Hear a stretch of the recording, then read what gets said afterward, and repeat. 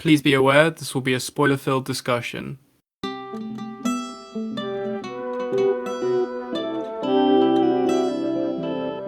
and welcome to the Minority Arts Appreciation Society podcast, where we're ticking all the boxes. I'm Mattie, and I lead the film discussions. I'm Josh, and I lead the music discussions. So today we're going to be talking about two older films. We're talking about I Am Legend and Hunt for the Wilderpeople.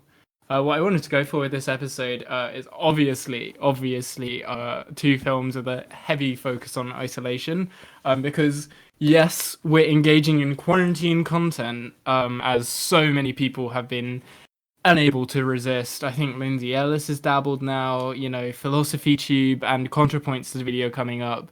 So I just named a lot of BreadTube members. Is Lindsay Ellis a BreadTube? Anyway, that's what we're going for this week. But anyway, me and Josh were just talking about Dune, the upcoming Denis Villeneuve film, obviously an adaptation of the book of the same name. Particularly how we feel about Timothée Chalamet's casting. Yeah, I feel like the kind of Dune discussion spiraled out of Timothée Chalamet's discussion because we were trying to figure out think about popular heartthrobs Ansel Elgort was one that came to mind, who is very famous, very popular, and Channing Tatum, and yet Robert Pattinson. I'm completely fine with all of these people. The dude who was in Wonder Woman, who was Chris Pine. I love all of these people. And they're all white male heartthrobs. But something about Chalamet is just jarring, and I don't know why. And we're trying to figure it out. I've just had an idea. I genuinely just had an idea. I think all of the other heartthrobs have an amazing, infectious smile. They're all completely unafraid to smile. Whereas I feel like Timothée Chalamet just... his face when he's smart, it's just smug. And this might be because he's more attractive than me, but it just irritates me. I think what's really interesting is I was talking to a girl once, and she really hated Timothée Chalamet, and I was like, "Why do you hate Timothée Chalamet?"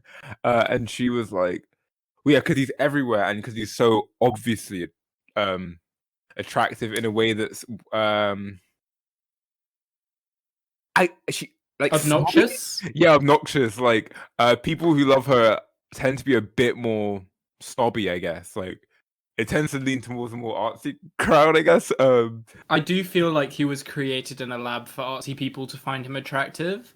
I was scrolling through Instagram one time, and I just found him on the red carpet, and the caption was, "OMG, Timothée Chalamet speaking French is so attractive." And I thought it was a joke. Then this motherfucker started busting out fluent French, and I was like, this guy, literally cannot... every single assumption you could make about, oh my god, the perfect guy, the perfect artsy guy, this motherfucker does it, and it is so irritating. I just feel he can't be, organic. He must be synthetic. I feel like what's tragic for me is Call Me by Your Name is still one of my favorite films, and I think he's amazing in that. And I think I'm a bit disappointed that his career, his image went towards this kind of pandery, eat your heart out kind of figure. I wish he kind of pushed himself and did more interesting films. He's really good in Little Woman. He works in films like Little Woman, but in Beautiful Boy and Hot Summer Nights, you can tell there's a real typecast there, and getting a certain type of artsy, horny person to dig it. And Dune, how do you feel about the upcoming Dune film? I think so. I was worried prior to the press photo that was released. And jokes aside, it wasn't just about Timothée Chalamet's appearance and media presence. It was really just about, I feel like now that he's been put into this pigeonhole, and I don't particularly want to contribute to that, but I feel like now he is in this pigeonhole of roguish, sort of not boy toy, but that kind of attractive. I feel like his general persona and also his look, because I do think look is a huge part of casting, obviously. I feel like he is wrong for the part, and of this like chosen one prince. Like the world of Dune is so like bizarre. So it's hard to like say that someone is wrong for this part. But when I saw him in that press photo as well, he struck me as like a kid dressing up in his dad's costume. Like it just did look wrong. It's obviously one photo, but when you already have all of these external suspicions and then that just looking like his hair was the same, he just looked like Timothy Chalamet in in that costume, whereas Oscar Isaac looked like this like grizzled war veteran, you Yeah, know? I think it's just such an it's a bit obvious of a casting choice, which is what I have an issue with. Like, it feels like watching a film, I will find it really hard. It will just feel like I'm watching Timothy Chalamet, and which I feel like will take me out of it a little bit. Um, but Oscar Isaac looked amazing in this Yeah. film. Like, I almost want to watch it solely for Oscar Isaac. And even though the shots that have been put out look a bit bland, honestly, a bit dull, I do have faith in Denise, and I can't imagine him making a film that isn't at least entertaining. But Yeah. yeah, no, I'm a bit worried, but I hope he proves to be wrong. Yeah. Yeah, just to finish up, I think the reason it'll be so distracting is like you've said this before, Josh. It's like, why does film every few years just go right? We've got this actor slash actress. We are going to put them in every film now. It does become distracting. It happened with Joseph Gordon-Levitt a while back, and that was a bit weird. And obviously that's gone away. But yeah, every time there's like a cute indie boy that's going to be in every film for 2 years. Yeah, and always the problem with that is that the star's face is part of their image. So they a lot of the time in their contracts, they're obligated not to be that unrecognizable. Which I think is part of the cause for why I said like it just looks like Timothy Chalamet in a costume. Like that is part of the package. They're like meant to look the same in every film because they're a star, not like the star, but a star who has a certain image in every film. And I think, yeah, you're right. Like, the ultimate problem will be whether or not we can pay attention in the film. Moving on, then, I think that leads us actually very nicely into our discussion of a Will Smith film. Because, yeah, obviously, this is a man who now is kind of infamous for playing a very particular brand of charming American sort of hero figure, with good one-liners, and he'll always be around to save the day, kind of thing. But this is a film, and I'm of course talking about I Am Legend, from the heyday of Will Smith. I really feel like obviously the 90s was where he came up with Fresh Prince of Bel-Air, and I believe the first Men in Black film came out in like 99, maybe not, but 97. 97. There we are. The 2000s really was the era of Will Smith. That's pretty interesting. I always feel like the 90s was like Will Smith's prime time, and the 2000s Damn. was him trying to change his image. Like, he wanted to be taken a bit more seriously. He was a serious actor. Like, there was no time where Will Smith wasn't popular. It's just I feel like 90s Will Smith is like pure Will Smith, and then 2000s like Will Smith experimenting. Like, he wants people to take it seriously as an actor. That's so interesting. Because he had a Pursuit of Happiness, which was a very gritty, realistic performance. Like, the film, is it 12 Pounds or something? Hancock, which was like the gritty superhero film. Like, he was really going for that. Is Hancock gritty? Hancock's super gritty, dude. It's like some sniper. Wow. I haven't seen. I'm sorry, I've seen like all of these films because my parents are huge Smith fans, and I, Robot's another one where it's a very like, it's a very stoic kind of character. So he was doing this kind of stoic thing throughout the 2000s. Really want to be taken seriously, which it's definitely clear in I Am Legend. Oh, 100%. But anyway, I had never seen I Am Legend as a child. But I'd always has this fascination with it. It seemed so grand. And like this, I remember, I think it was something about like playground rumors about it. Like there was so much around this film about like all the horrible things that happen in it, and obviously like as a child and your first learning of like sort of I guess this isn't really an invasion narrative, but of those sorts of stories of like mankind being overridden by an inescapable force. Those kind of things are fascinating. So while I was pursuing like quarantine content, quote unquote, with this episode, I also wanted to like dispel the myth around this film, and see what I actually thought of it. Josh, what's your history with it? Yeah, I watched this a lot as a kid. Which, doesn't mean much. I've seen Wild Wild West at least twice, which is an insane film. So that doesn't mean I loved it as a kid. Well, I did love it as a kid, but it doesn't mean I love it. I'm just saying that most Smith films are always on in my house, is what I'm trying to say. And so I Am Legend, I think what I really captured my imagination as a kid because it was like one of my earliest memories of a high concept film. I just found the concept so interesting that like if it was on TV, I had to watch it because I was like, oh my god, imagine being like on your own and there's no one in the city and it's all overrun and the deforestation that happens really captured my imagination. And yeah, it was one of the first like violent films I watched, which was the case of like because my parents didn't let me watch violent films, but if they had Will Smith in them, it was okay. So like this and I, Robot like kind of messed me up because I had a phobia of blood. So the first time I fainted looking at blood was in a scene in I, Robot where like his head bleed. That really messed me up for some reason. And here Wow. I got really woozy in a scene where he's hanging upside down and he wakes up because I was so scared because I was like 8 years old that I couldn't even look at the screen. So like I'm making it more scary in my head. So it is a film that's very like big in my childhood, weirdly. But again, Wild Wild West is also big in my childhood, so I don't know if that means anything. Yeah, I feel that as I mentioned, I kind of feel the same way. Like this film had, I have a really distinct memory of my perception of this film as a child. I think yeah, there's something like about invasion narratives and that kind of thing that cat like especially there was just something about this film. It seemed so real, um, and like there's so much that a child's imagination of like oh my god, imagine if I was alone can fill in with this film.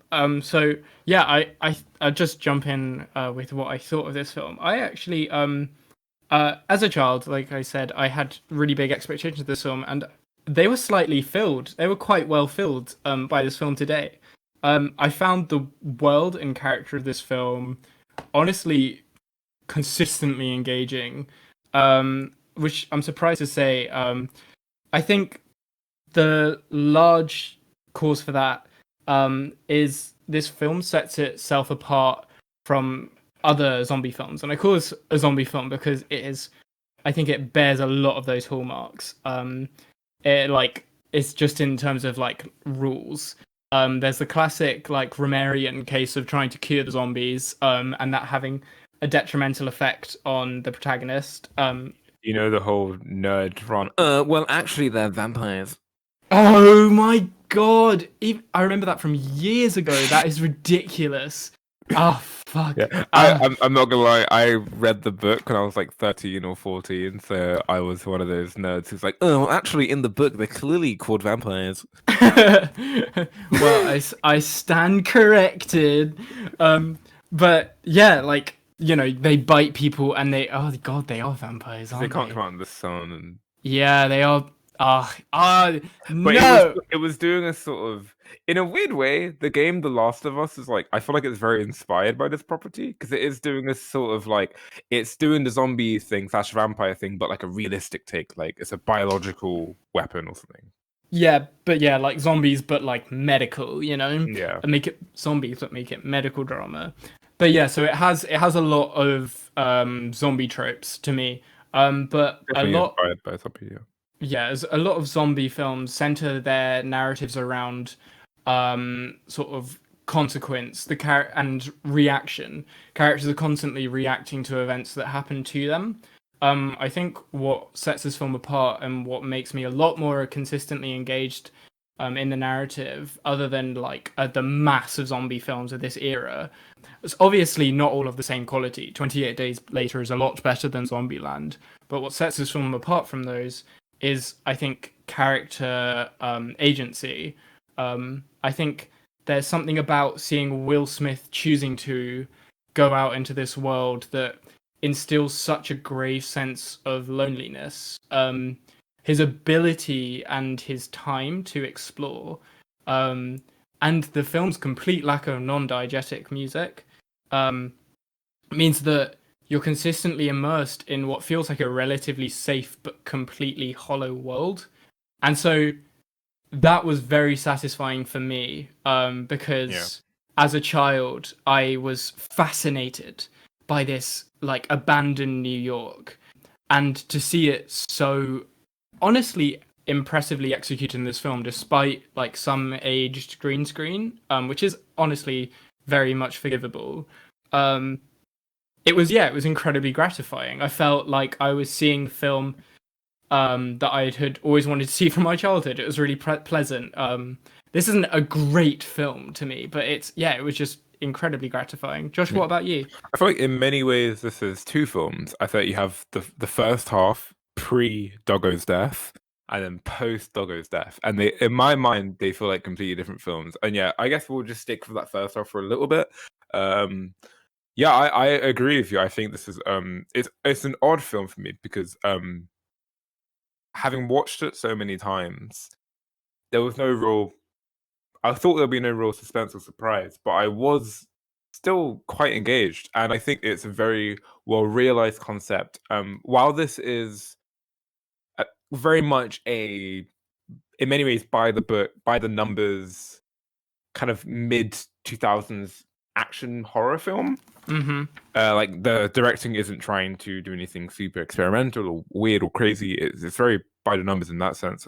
Conceptually, I think it's quite rich. I think I really like the while taking that the zombie movie tropes, rather than focusing on the hysteria side of the horror of the zombie thing, it is more existential. It focuses on the loneliness, like what happens after you've done the crazy zombie bit and you're just living here and everyone's dead and you're used to it.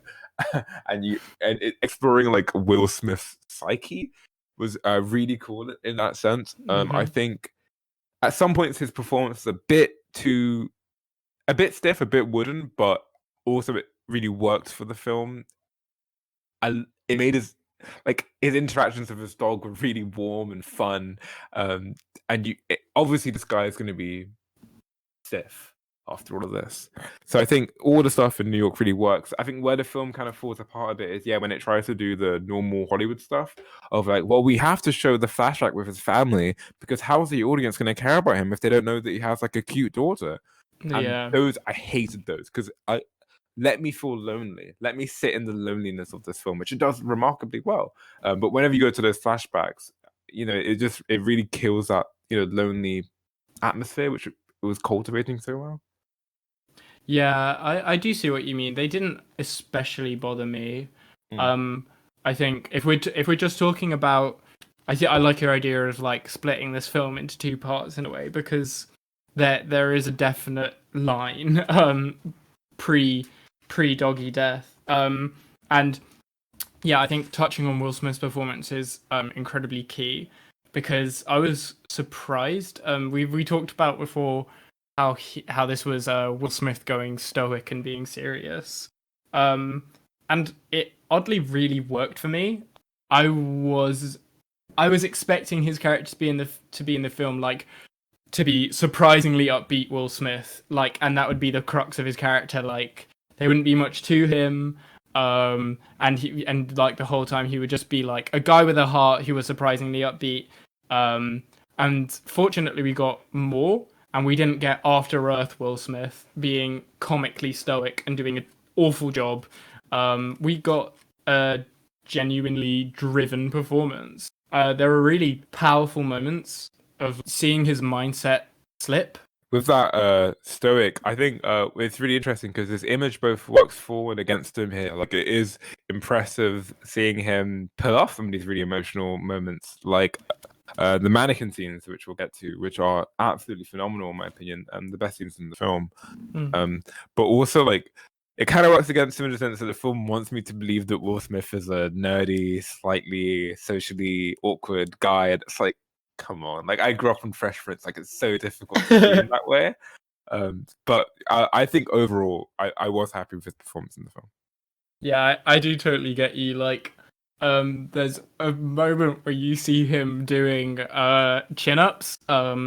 And I'm not saying like nerdy people can't be incredibly dense, but holy fuck, that guy was motherfucking ripped. Like I did not know Will Smith was ever I in that kind of shape. I think this was in his contract because every Will Smith film from this era has a topless Will Smith scene. I think he had to do one for every film. He I is Robot has a massive. really weird scene where he has a shower and he's like posed like a Greek god, and it's like no one showers like that. This has to be in his contract. And I really enjoyed seeing how he negotiated life in this world. I think one thing that really got to me was the idea of these sort of zombie figures tracking him to his home. It made the threat so much more like personal rather than these mindless creatures that just sort of chase you. And like zombies just wait at your door once they arrive there and you'll just sort of be okay. They're like if they find out where you live, they'll remember and they'll come back later, which obviously comes into the plot. But it just makes these this villain feel so much more like intelligent, and I think personal is really important. That connection to your home and the fact that it's the only inhabited home in the entire city is just it's a horrifying concept. I think we should probably talk about the antagonists of this film. Yeah, Josh, I guess as we get into the antagonist, we probably get a bit into the. We can transition a bit into the second half. I think absolutely, yeah. So I think before, but one last thing about the vampires in the first half is I really there was some okay, yeah, the CGI is a bit dated, but I'll forgive it that it was 2000 something. I really loved some of the choices made, like showing the vampires sleeping while standing up. Is Horrifying. So that shit creeped me out so much as a kid, and it's such a simple idea, really well executed. The way they were like convulsing is just so, it's horrible. Yeah, and one last thing before we get into the second half, the absolute highlight of the first half of this film is after the dog died, which is really affecting. It really upset me. Will Smith is so broken after that died. There's this whole thing where like he had a crush. Well, basically he's gone insane. Not insane, but he's done stuff to cope with his mindset. And one of those things is giving the mannequins personalities and propping them up in the video store and going every day to work through his films and talk to these mannequins and like to keep him sane, right? And he has a crush on one of the mannequins, but he's too shy to talk to her. And he promised this is the dog that he'll say something to her tomorrow.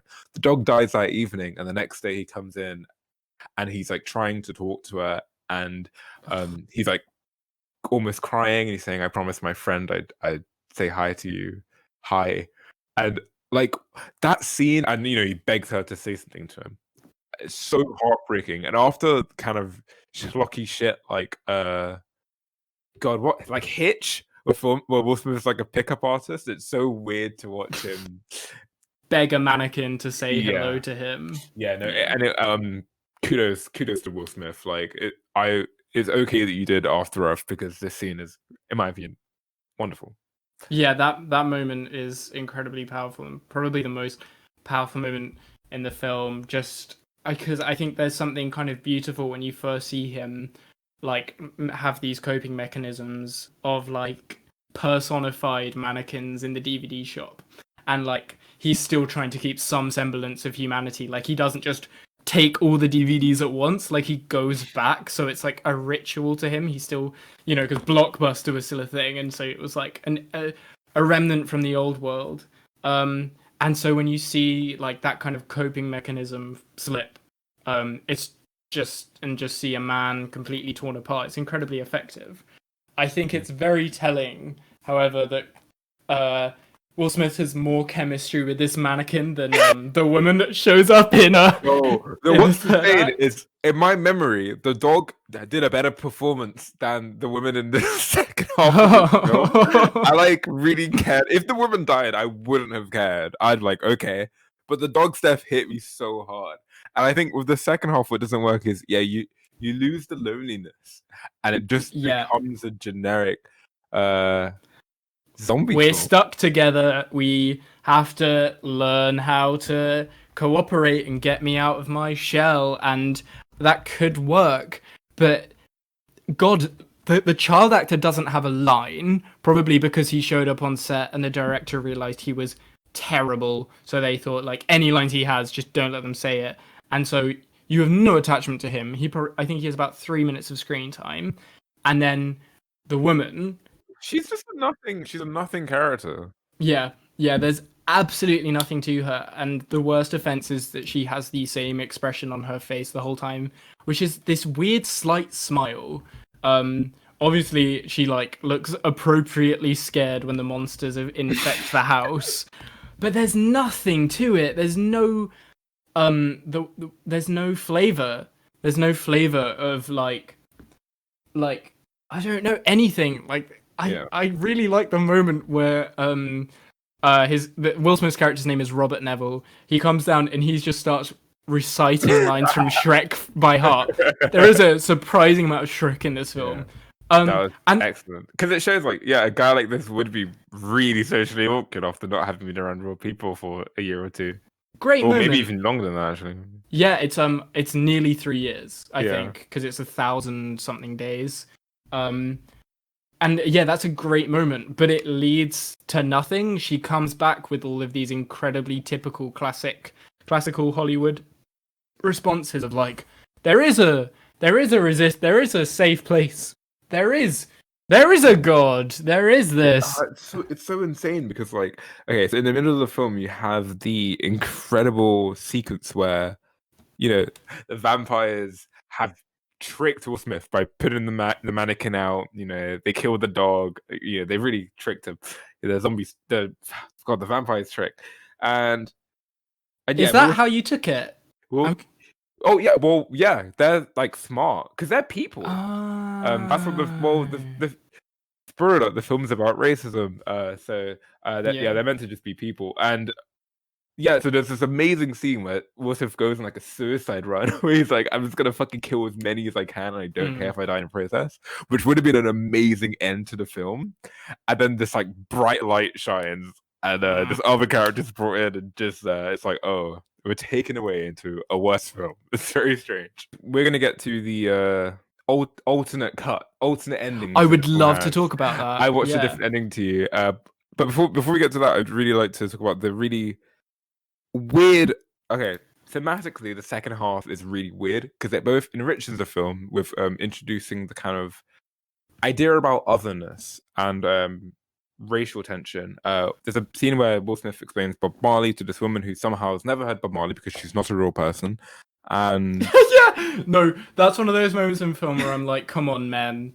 Women know who Bob Marley is, please. It's really weird. Anyway, so yeah, and he talks about how Bob Marley believed that you could cure racism with love, basically, which is a bit, heavy-handed, but obviously the film is going to play into that, this idea of Will Smith is afraid of these alien things that are different to him.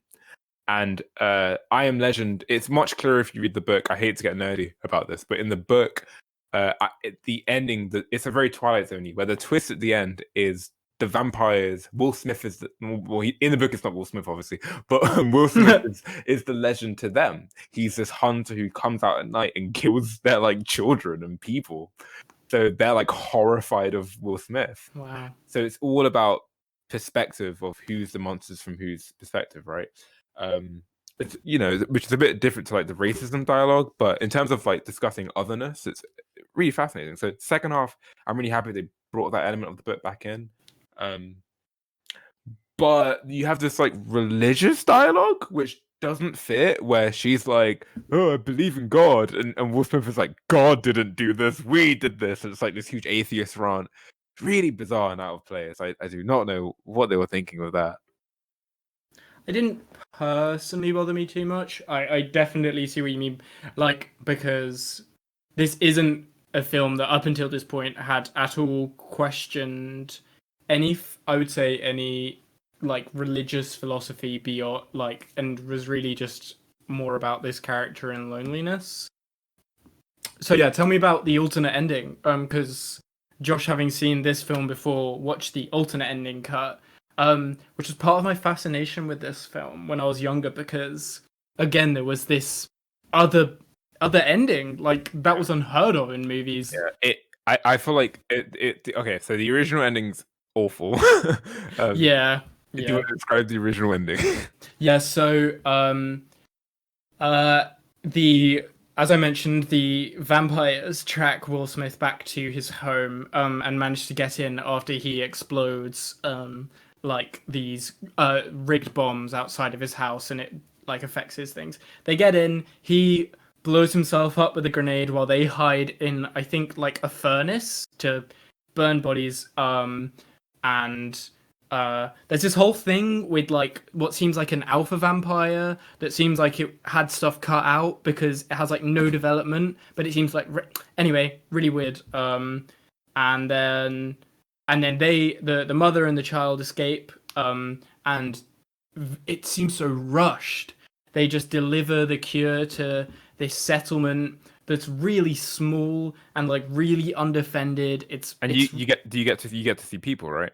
Yeah, you get to see people, Okay. and and yeah, and then like it just ends, and it's really I feel like it's the kind of ending where not it's no it's payoff for the wrong setup. Like this is not the ending that was set up in the first half. The why is a film which spent a good 50 minutes of Will Smith alone with his dog, and that being utter misery, now ending with a woman introduced in the last half hour, Oh my God. and in a place that has no thematic resolution Yeah. either. Like this does not resolve the theme of It's loneliness. so gobsmacking. So I'll go for the actual real ending. So the director, and what's amazing about this is the real ending is so embroiled with the themes and motifs of the film, and it's like obviously the real ending, but Yeah. clearly Hollywood stepped in and was like, whoa, whoa, whoa, general audiences cannot handle this. We need explosions. So the real ending throughout the film, you've had the image of the daughter showing the butterfly to the dad, and also the vampire lady that he takes in to try to heal her has the butterfly tattoo. So this has been a motif, the butterfly. And at the end, when so everything's the same up to the point where the vampires are in the house, they've raided the house, and then they're locked behind the glass window. And the main vampire comes up, he's screaming, and Will Smith is like, "Whoa, calm down. Let's hear them out for a second." So the main vampire, he's clearly agonized about the lady who's been trapped, and he's really sad seeing all the failed dead projects Mm. and on the pictures on the wall. So There's recognition there. the window's a bit mystified, and he kind of uses his hands to make a little butterfly image with on the windows to communicate. We just want the girl of the butterfly tattoo, like that's my wife or whatever. And Will Smith realizes, oh, the butterfly, like my daughter, he loves her just like I loved my daughter. So he kind of like rolls her out.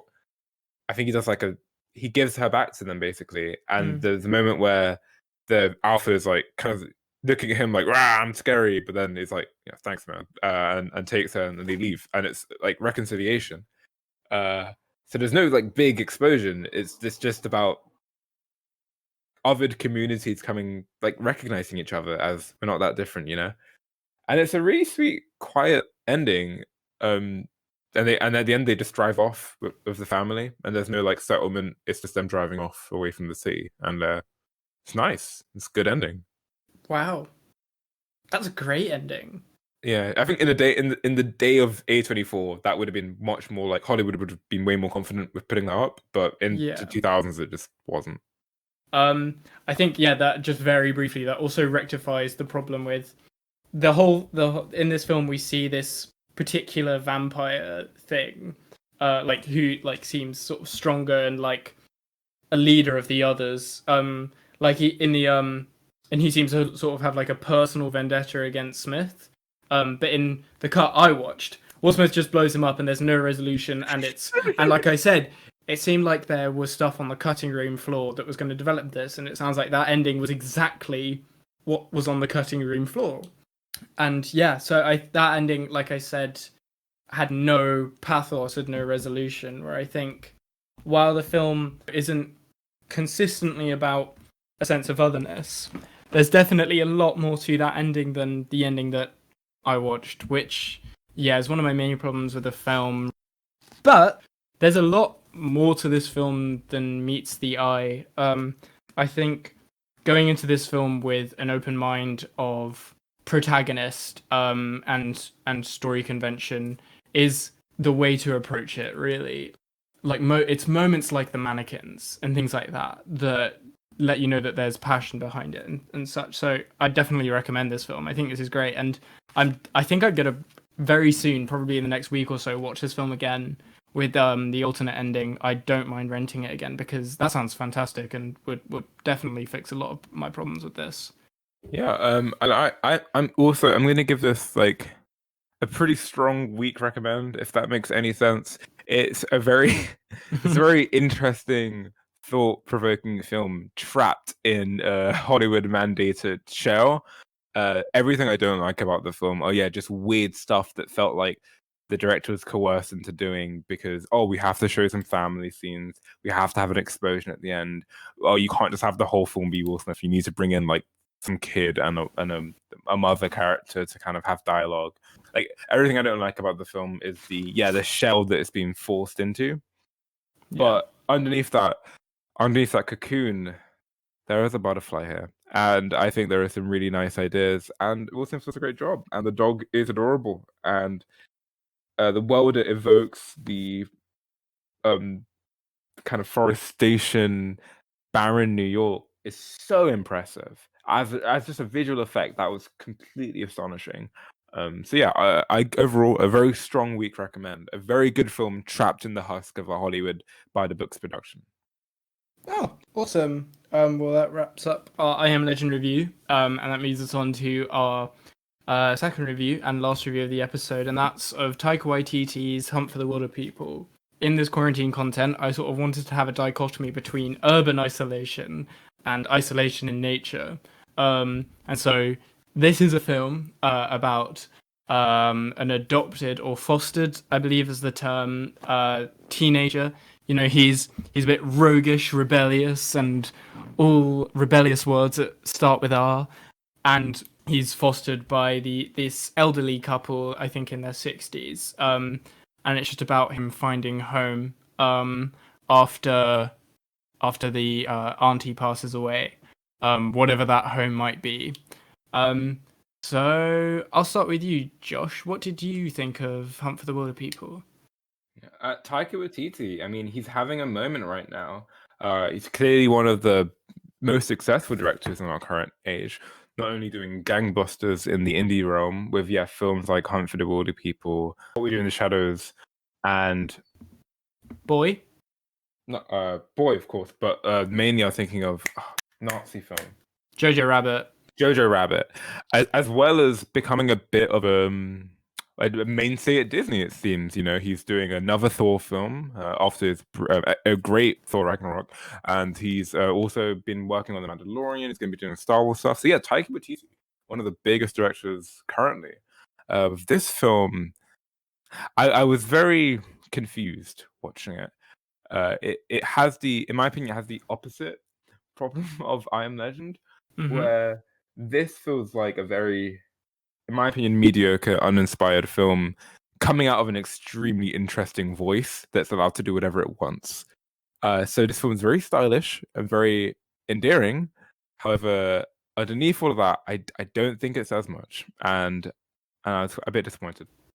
Yeah, I totally see what you mean. I think I got a little bit more out of this film than you. But because the way I view this film is it's a very classical tale of an innocent youth, or innocent to some extent, sort of bringing an older, like, cynical figure out of his ways and sort of into the world. And of course what you have to do that is two incredibly strong leading characters. And I think you have half of that. I really adore Ricky Baker. To me, he seems ripped straight out of a Wes Anderson film in a way. In his very on the nose declarations and statements, he's constantly reading out these haikus it's all very whimsical, but I think where the children, specifically children in Wes Anderson films, have a very assured sense to them, both internally and externally. Ricky is very self-assured internally, but when showing himself to others, he's obviously very guarded. And so I really like that element about him. It just while you have this very he's so funny. And I really enjoy just every moment of his dialogue, but then you don't feel like he's this caricature, of like a boy wonder. Like I said, you have half of that. I When you turn to Sam Neill's character, Uncle Hector, there isn't much to say about him. I when I went to underpin my notes for this film, it was very important to me to understand both these characters because this film is about their relationship and therefore them as people. And other than some funny moments of like backstory and kind of like old man losing his temper and things like that, which are executed funnily by Waititi. Waititi is an amazing comedy director as well as a sort of sentimental director. There's just not a lot to say about him. Neil's performance definitely brings something to the character. He's very haggard, but at the same time, there's no personality. Do you see what I'm saying? Yeah, and I think, well, I'll explain the very moment my heart plummeted watching this film when I realized what I was trapped inside of, and my main issue would be. So I was head over heels with this film in the first like 20 minutes. I thought the mother character was incredible. She's I thought awesome.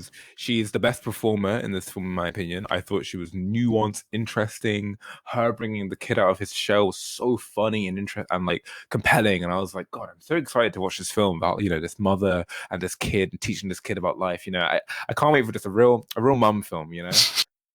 And yeah, then she dies, and then I'm like, oh God, oh no, oh she's gone now, oh we're stuck with the dad, oh We're stuck with no, Sam Neill. Sam Neill, and Sam Neill's fine in this, but after like 10 minutes after she's dead, it dawns on me, oh, this is Pixar's Up, oh my God, this is Pixar's Up, Oh my God. and it never stopped being Pixar's Up. The story follows a jaded old man who's lost his wife, who has to take on a kid who is not his biological son, but he will teach him a little thing about fatherhood. And they run across the forest with a dog, and they're chased by people who want to potentially kill them. And it's very quirky, and yeah, it's Up. It's Pixar's Up, and that kind of ruined the film for me. I feel like it. I just can't believe you just remade Up. I can't put into words how confusing that is. And I'm someone who adores Jojo Rabbit and What We Do in the Shadows for their novel takes on conventional tropes. And I was waiting for this to do something subversive, and it just never did. In the way that those other two films are very subversive. So that was a very disappointing element of this for me. I'll definitely give you the mother departing in the first act. There is like the film never reaches those heights when you're first introduced to that setting, and I was worried because the mother character seemed so annoying, and she seemed like the kind of character that I would want Ricky to run away from. Like all of these forced jokes balanced on top of a very nervous persona, I was very done with this character to begin with. And then she is so likable and down to earth. Ricky keeps, like they have this wonderful tradition that somehow built up in around 20 minutes of, oh, you're going to run away this morning? Okay, be back in time for breakfast. That's adorable and so heartwarming that she lets this boy be himself. He's constantly been in an environment where he's been told like that he has to be well behaved and all sorts. Whereas now she's letting him be himself, and that's exactly what's making him better. And so yeah, when she departs the film, it's a huge loss. I'll play devil's advocate. I hadn't realized the similarities with Up, God, as aching as they are. Um, I'll say that style is content. It doesn't matter so much about your story as long as you're telling it your way. And I do feel like this is told fairly YTT's way, and that goes past the humor. I think all of all of the cinematography is so evocative of his style. I think there's all these wonderful framings of how all the chapters begin. There's always, a character still, lots of negative space, and then a sound or a stimulus disturbs the frame, and suddenly everything moves, and what was once a painting is now an animated cinema frame. I think it's great. And so I think what I'm trying to say is I think this film has a lot that makes it its own despite story similarities. The problems I have with this film are the same problems I have with Isle of Dogs by Wes Anderson, where they're both good directors and everything they make will be competent, but I think this is an uninspired entry into his canon. I think it's undeniable that it is nice to look at Taika Waititi shots. He can direct a film and he has a voice. It's just he's not saying anything. And that's what really bugged me with this film. I don't think this is that funny, if I'm honest with you. I think at best it's cute. Lots of running gags in this are cute, but not really funny to me. Like, lots of the jokes in this are just, isn't it funny that the kid is a gangster and the dad doesn't understand the gangster life? And it's really cute. It's really endearing. But this isn't the comedic highs of What We Do in the Shadows or Thor Ragnarok, even though I know it's blasphemy to enjoy Marvel films now. This just isn't Waititi at his funniest. I think even the off-color Nazi jokes in Jojo Rabbit are side-splitting. I think this is tame in comparison. I think I love Taika Waititi. However, I do think this is his most tepid work. Okay. I think these are very different films, I would say. I think what those jokes do is they do bring you into the characters a bit more. Like Sam, while I said before, I think there is a huge problem in this film in that I don't like one character nearly as much as I like the other. I really, really enjoy the dynamic between them, especially like in the little jokes they have with each other. I think what really brought this home for me was in the film's closing moments, when they're just walking off into the distance and you like hear them say like the Skux life chose me. It's just I think there's something about YTT's humor that's very wink at the camera.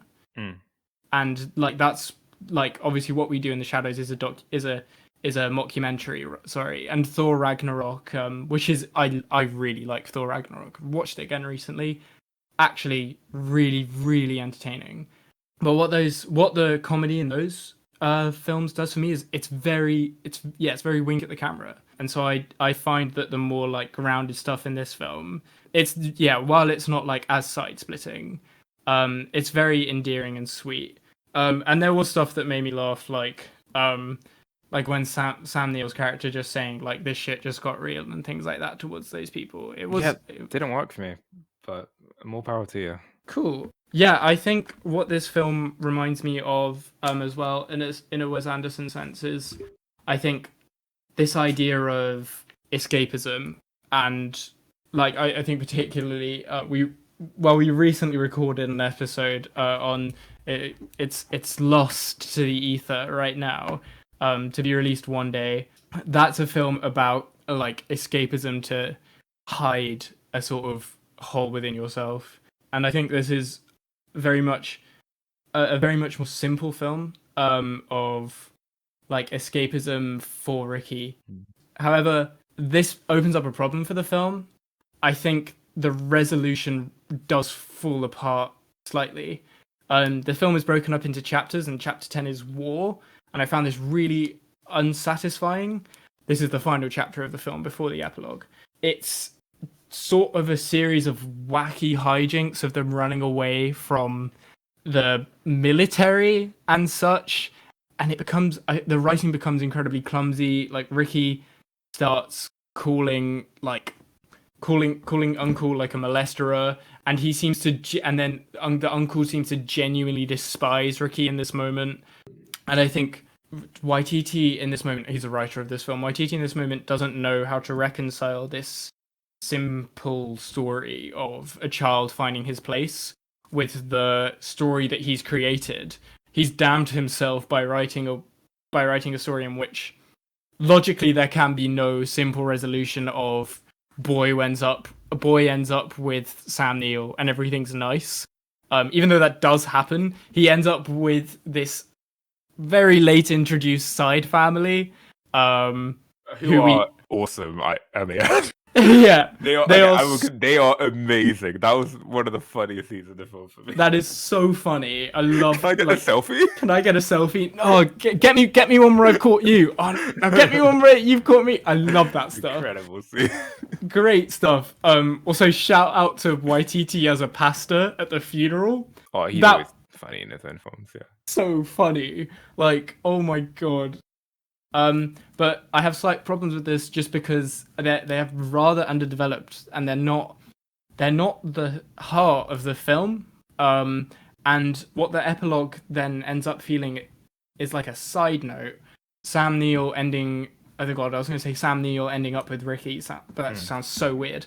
Sam Neill and Ricky being in the same household together seems almost like a side dish to this family. But this isn't what the film's about. Well, I think the crux of this problem is Sam and Ricky. Okay, so a motif in Watiti's films is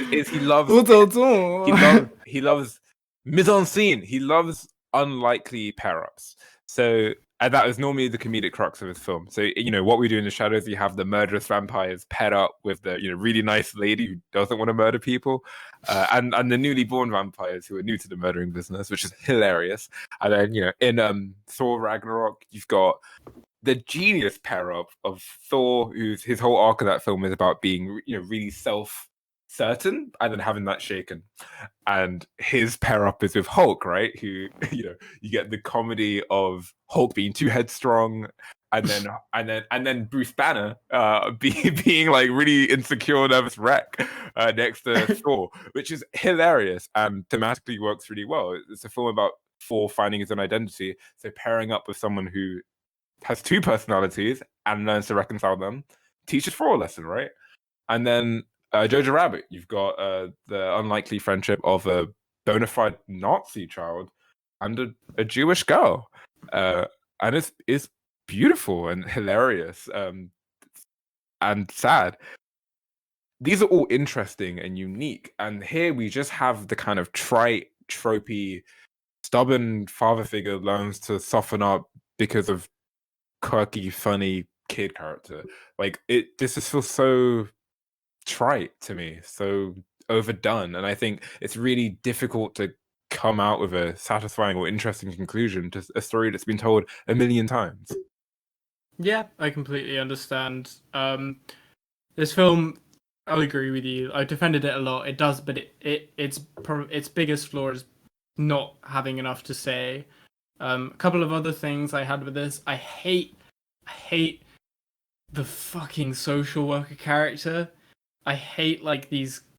I don't know why, but she's so horrible, and I know that what the film's going for, but she's so incessantly unlikable that she actually makes the film unbearable. Well, I think.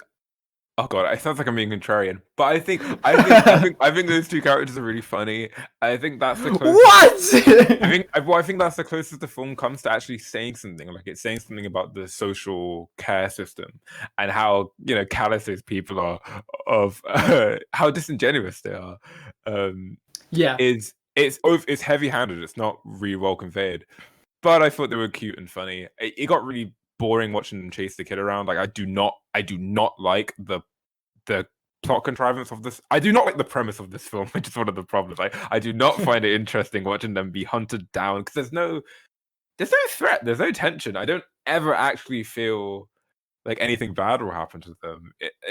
Even a film like What We Do in the Shadows, when the vampires actually kill nice people, it's really fucked up. And Jojo Rabbit almost made me cry, and I was really racked over that film. Here, it kind of has similar problem to Thor Ragnarok. There's just no dramatic tension for me. But I do like those characters. I think they're funny. But I agree with you. Plot wise, I don't know what they're doing. Yeah, and I think, like I talked about, the big problem of this film is just lack of resolution, and I think the film sets up all this stuff about, like, there is a lot of commentary about how children in social care are treated, but it is very sort of on the nose, and I feel like it never really goes further than, they're treated like, Yeah. numbers on a board, that kind of thing.